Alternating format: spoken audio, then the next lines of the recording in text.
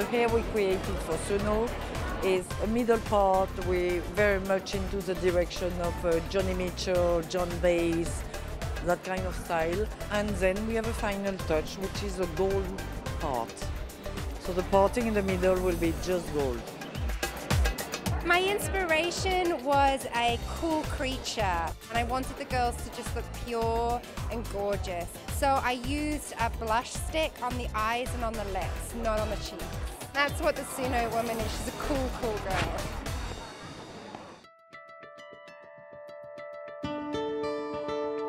It's a modern gypsy girl.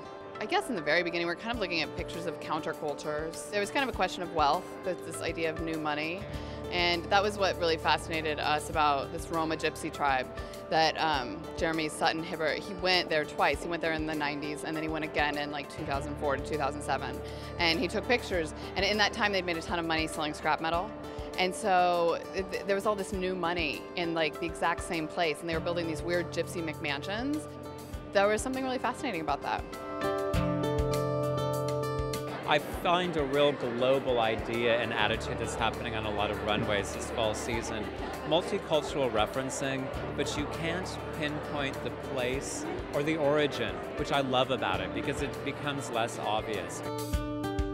Well, I just think it's this nomadic girl, you know? I think there's like this real sort of hand-done touch to everything. I think you'll see it in like the gold prints painted on top of fabrics, the lacing at the sides, the hand embroideries, but then there's some weird elevation to it as well. So we were like these weird techno raver sparkle fabrics that you see at the end of the show, and it all kind of made sense together.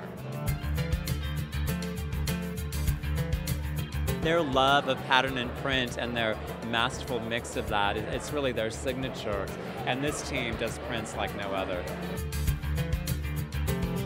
I'm insanely excited about our sweaters. I think they're really cool.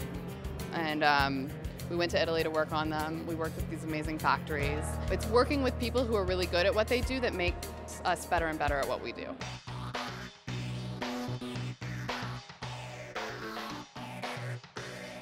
When Max first started this, he wanted to do something that felt new, felt different. We used these vintage congas.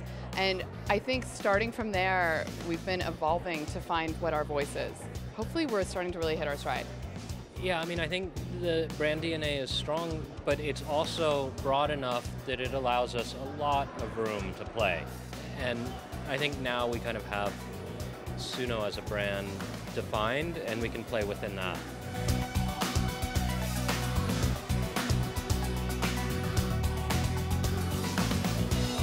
You know, Max's mom was one of the first inspirations. She's like this world traveler. It's named after her. She's this world traveler, she's super chic, you know, she loves fashion. We know a lot of them. They're confident, they're smart, they're interesting, you know, they love to get dressed in order to express themselves. She doesn't really have an age, you know, and I think that's very cool.